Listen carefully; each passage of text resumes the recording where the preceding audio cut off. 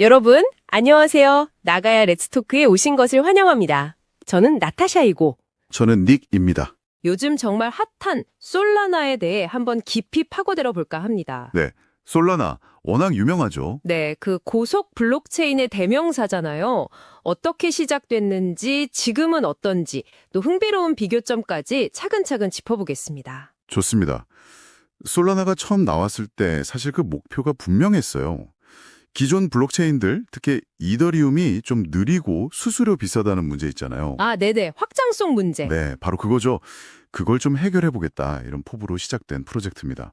오늘 쭉 들어보시면 아, 이렇게 하려고 했구나, 또 이런 일들이 있었구나 하고 감이 오실 거예요. 기대되네요. 그럼 바로 기본 정보부터 시작해 볼까요?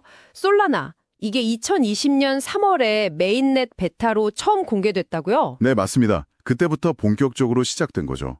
그리고 핵심 토큰은 SOL, SOL이라고 부르죠. 네, SOL. 이걸로 지분 증명, 그러니까 POS 방식 참여도 하고, 거래 수수료도 내고, 뭐 스테이킹이나 거버넌스 투표에도 쓴다고 하고요. 그렇죠. 근데 처음부터 내세웠던 게 정말 대단했어요. 그 성능 목표요. 초당 6만 5천 건 이상 처리. 6만 5천 건이요? 와. 네. 그리고 수수료는 거의 뭐 0.00025달러 수준. 이건 뭐 거의 공짜나 다름없죠. 정말 파격적이네요, 당시로서는. 그렇죠. 이런 엄청난 목표를 가지고 아나톨리 야쿠벤코라는 분이 이제 솔라나 랩스 전문가들이랑 같이 시작을 한 겁니다. 정말 야심찼죠. 그 엄청난 속도, 비결이 있겠죠. 기술적인 부분. 네, 당연하죠. 그게 이제 솔라나의 핵심인데 Proof of History, 줄여서 POH라고 부르는 독특한 방식을 썼어요. 프로프 오브 히스토리. 역사의 증명. 좀 생소한데요? 네, 이걸 기존의 Proof of Stake, POS랑 결합한 거죠. 하이브리드 방식이라고 보시면 돼요. 쉽게 말하면 거래가 발생한 순서 자체를 미리 증명해버리는 거예요. 역사처럼 기록해서. 아하, 순서를 미리 정해놓고. 그렇죠. 그걸 POH로 하고 그 다음에 검증자들이 최종 확인, 즉 합의는 POS 방식으로 하는 구조입니다. 이걸 통해서 속도랑 확장성 두 개를 다 잡으려고 했던 거죠. 상당히 흥미로운 접근이네요. 그럼 시장에서는 어떤 평가를 받고 있나요? 시장 이치도 봐야죠. 이게 2025년 7월 기준으로 보면 시가총액이 약 811억 달러 정도 됩니다. 전체 코인 중에 6위권이니까 상당히 높죠. 6이면 정말 대단한데요? 근데 그 과정이 순탄치 않았어요. 완전 롤러코스터였죠. 2020년에는 0.5달러도 안 했거든요. 네. 근데 2021년에는 막 250달러 가까이 치솟았다가 또 2022년에 그 FTX 사태 터졌잖아요. 아, 네. 그때 정말 힘들었죠. 그때는 10달러대까지 그냥 폭락했어요. 그 이후로 이제 2025년까지 회복해서 지금은 한 80달러에서 180달러 사이 이 정도 선에서 움직이고 있고요. 와, 정말 변동성이 엄청났네요. 그렇죠. 여기서 중요한 건 솔라나가 FTX 같은 외부 충격에 얼마나 취약했는지를 보여줬다는 점이에요. 암호화폐 생태계가 서로 얼마나 얽혀 있는지 그 리스크를 단적으로 보여준 사례죠. 네, 그 점은 정말 시사하는 바가 크네요. 그럼 이렇게 기술적으로 혁신적이고 시장에서도 주목받는 솔라나, 실제로 어디에 많이 쓰이나요? 역시 그 빠른 속도랑 저렴한 수수료 덕분에 NFT 발행이나 거래, 요즘 많이 하는 블록체인 게임들, 그리고 디파이 분야에서 아주 활발하게 쓰이고 있습니다. 아, 구체적인 예시 같은 게 있을까요? 그럼요. 디파이 쪽에서는 시럼이나 레디움 같은 탈중앙화 거래소, DX라고 하죠. 그런 곳들이 있고요. 네. NFT 마켓플레이스로는 뭐 솔라나트나 매직이든 같은 데가 유명하고요. 네, 들어본 이름들이네요. 게임 쪽도 있어요. 스타 에틀라스나 어로리 같은 프로젝트들이 솔라나 기반이고요. 와, 그리고 흥미로운 게 비자 카드랑 연동해서 결제 시스템을 실험하는 그런 시도도 있었다고 하더라고요. 비자랑요? 와, 그건 정말 실생활 적용 가능성을 보여주는 거네요. 그쵸. 블록체인이 단순 디지털 자산을 넘어서 진짜 결제 수단으로 쓰일 수도 있겠구나 하는 가능성을 엿볼 수 있는 부분이죠. 이런 사례들이 결국 솔라나의 강점, 즉 속도와 비용 효율성을 잘 보여주는 겁니다. 확실히 매력적인 부분이네요. 그런데 솔라나의 길이 마냥 꽃길만은 아니었다고 들었습니다. 아까 FTX 얘기도 나왔지만 그 전에도 문제가 좀 있었죠. 네, 맞아요. 순탄치 않았죠.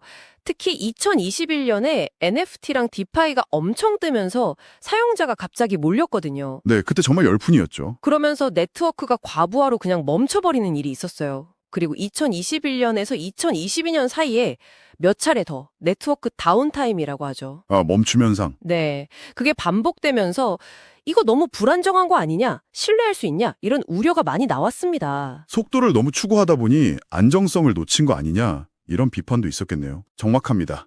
그게 솔라나에게는 정말 뼈아픈 지적이었죠. 그러다가 이제 2022년 11월에 FTX가 무너지면서 이건 정말 결정타였죠. 그렇죠. 가격 폭락은 물론이고. 네, 가격뿐만 아니라 솔라나 생태계 전반에 대한 투자 심리, 개발 활동, 이런 것들이 확 위축됐죠. 이게 바로 고성능을 추구하는 플랫폼이 겪을 수 있는 어떤 기술적인 성장통, 그리고 또 외부 충격에 대한 취약성, 이 두 가지를 다 보여준 사건이라고 할 수 있습니다. 정말 힘든 시기를 보냈네요. 그 이후에는 좀 안정을 찾아가고 있나요? 네, 다행히 그 이후로는 기술 안정화랑 생태계 복구에 굉장히 집중하고 있어요. 글로벌 기업들이랑 협력도 추진하면서 위기를 좀 극복하려는 노력을 꾸준히 보여주고 있죠. 다행이네요. 자, 이제 마지막으로 넘어가서요. 솔라나와 나가야 토큰 NGY를 비교한 부분이 있더라고요. 요약해보면 솔라나는 역시 기술적인 속도, 확장성, 그리고 활발한 DApp이나 NFT 생태계가 강점이지만 앞서 얘기한 다운타임이나 FTX 같은 리스크에 노출되어 있다.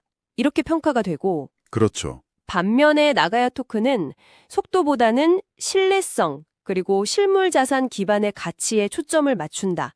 뭐 이런 설명이네요. 현실 동제랑 연결하려는 설계를 지향한다고요. 정확히 보셨습니다.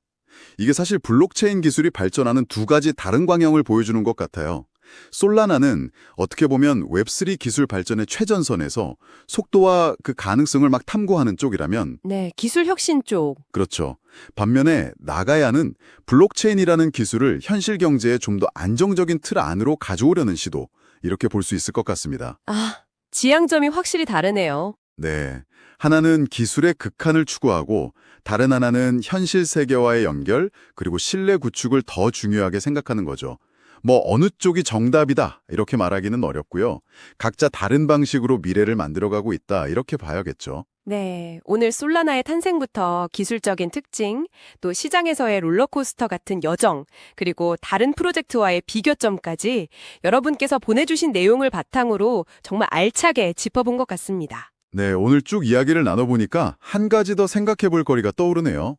방금 말씀드린 것처럼 솔라나처럼 기술적인 속도를 정말 극한까지 밀어붙이는 접근법이 있고 또 나가야처럼 현실 경제와 연결하고 신뢰를 쌓아가는 접근법이 있잖아요. 네, 그렇죠. 두 가지 방향. 앞으로 웹3나 디지털 자산 시장이 계속 발전할 텐데 이 두 가지 방향성, 그러니까 순수한 기술적 퍼포먼스와 현실 세계 가치와의 연결, 이 두 가지가 앞으로 어떻게 서로 영향을 주고받을지, 때로는 경쟁하고 때로는 또 융합하면서 어떤 미래를 만들어갈지 이걸 지켜보는 것도 굉장히 흥미로울 것 같습니다. 여러분은 이 둘의 미래를 어떻게 생각하시나요?